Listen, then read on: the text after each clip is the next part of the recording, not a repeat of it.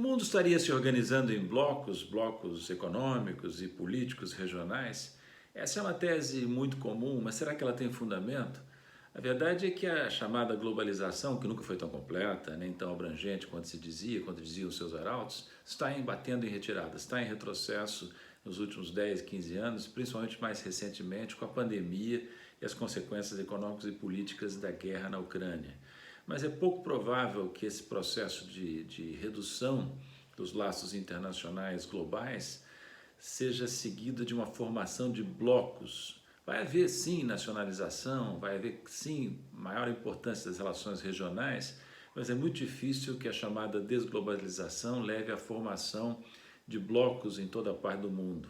É difícil que seja possível formar blocos no sentido, digamos, próprio do termo, onde nações se juntam para formar um processo de integração profundo, que seja comercial, financeiro, produtivo, livre circulação de pessoas e até mesmo de unificação monetária, de formação de um Banco Central comum.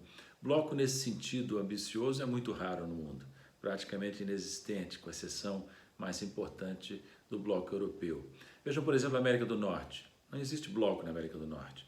Existe uma área de livre comércio, o Acordo de Livre Comércio da América do Norte, com México, Canadá e Estados Unidos, mas é apenas uma área de livre comércio.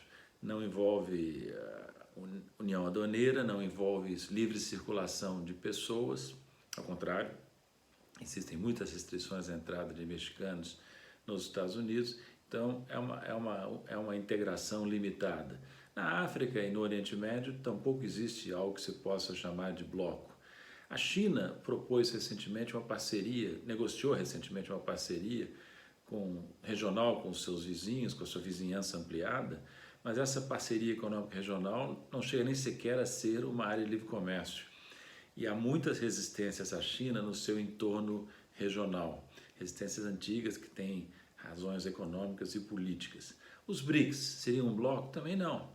Eu participei da formação dos BRICS e sei que os BRICS são um mecanismo de cooperação importante, mas não há nada que possa ser comparado a um bloco entre esses 5 países, Brasil, Rússia, Índia, China e África do Sul.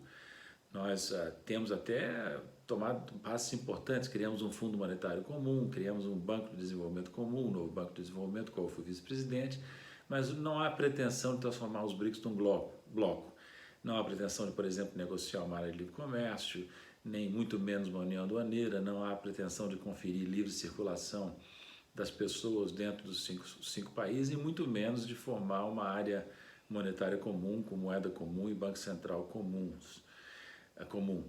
Na realidade, essa experiência dos BRICS mostra que o mais comum é a formação de mecanismos de cooperação, de parcerias, mas não de bloco no sentido próprio do termo. Mesmo, por exemplo, China e Rússia, que estão numa aliança política muito forte, decorrente da hostilidade dos Estados Unidos em relação à China e em relação à Rússia, que culminou no caso da Rússia na invasão da Ucrânia. A China e a Rússia estão muito próximas do ponto de vista político, do ponto de vista comercial, mas não pretendem ir além de formar sistemas de pagamento em moeda local, sistemas financeiros de compensação, não vão propor união monetária, longe disso, nem vão propor mesmo coisas mais limitadas, como a área de livre comércio e uma união aduaneira, muito menos, entre Rússia e China. Na realidade, o único bloco econômico, no sentido próprio do termo, importante que existe no mundo é o bloco europeu, é a área do euro mais especificamente. Ali, depois de décadas de integração, você tem um processo de união econômica, comercial, a formação de uma área monetária que abrange grande parte da União Europeia, a livre circulação de pessoas. Então existe ali um bloco muito importante na Europa. Mas mesmo, por exemplo, uniões monetárias no mundo, além da área do euro, que é muito importante, só existem pequenas uniões monetárias com moeda comum e Banco Central comum. No Caribe Oriental, na África Ocidental, não existe nada de parecido no mundo com a União Monetária Europeia, nem há pretensão de que surja em alguma parte do mundo algo semelhante à União Europeia, a não ser nessas pequenas exceções que eu mencionei. Como fica a América Latina? América do Sul e América Latina. Aqui também não há perspectiva de formação de um bloco, não há condições para isso na nossa região.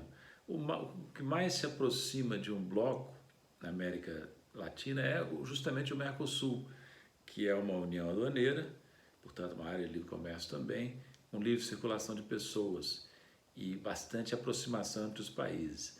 Mas mesmo no Mercosul não há nenhuma perspectiva de integração monetária, de formação de uma área monetária comum, e mesmo a união aduaneira é bastante imperfeita, com muitas exceções, e tem sido difícil administrá-la corretamente nos últimos anos. Então, mesmo o bloco do Mercosul é um bloco, não sei se justifica o termo bloco, mas é um bloco limitado com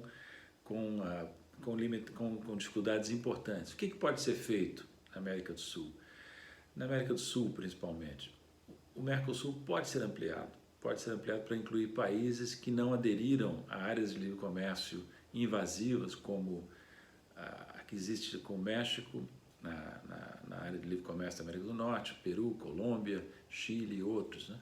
Aqui nós podemos ampliar o Mercosul para incluir Bolívia e para incluir de novo a Venezuela, que foi suspensa por motivos políticos, uma cláusula política que existe no Mercosul, que exige democracia. Vejam a hipocrisia. Em 2016, o governo golpista brasileiro suspendeu a participação da Venezuela junto com os outros membros, alegando que a Venezuela não era mais uma democracia. Essa cláusula é invasiva e não deveria ter sido negociada, né? A integração sul-americana e latino-americana deve ser feita sem preconceitos políticos, no meu entender, sem selecionar, sem uma pretensão missionária de interferir politicamente nos países participantes. Se houver uma compreensão mais adequada, o Mercosul poderia sim se expandir e incluir mais países da América do Sul, notadamente, como eu disse, a Bolívia e a Venezuela. Mas é uma ideia errada essa de que existem blocos no mundo, há poucas experiências que merecem o nome de bloco, e o Brasil precisa levar isso em conta quando formular as suas estratégias de cooperação internacional e de integração regional.